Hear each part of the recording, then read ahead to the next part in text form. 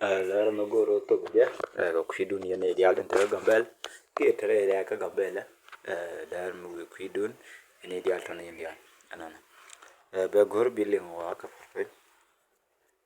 ka be gor bi chier ko ba de gan man ko no anana we ka ya long yen je ne tere gambel anana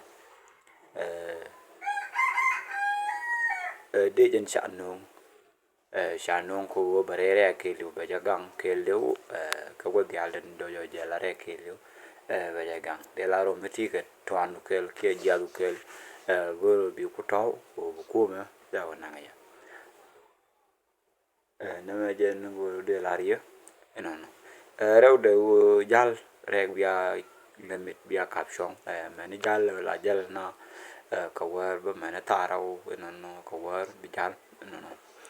nama goro yen man dan joje wo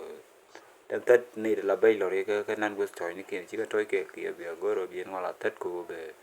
bay lori to ni bi ke jen bi ko ngolo gus toy ni ken ngoro boy pe nama goro da wa ke ye bo ara jame yen ideal de goro bi de share ko bi de link bi de kamke ko be an ran be ngolo link ke be ngolo ding nama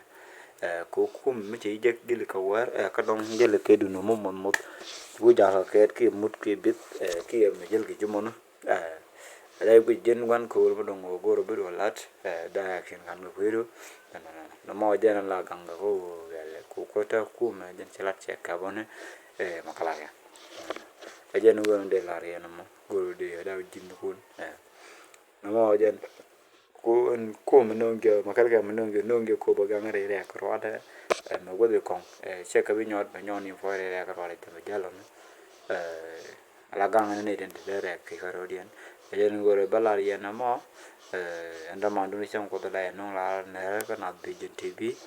be ju ta kamal thank you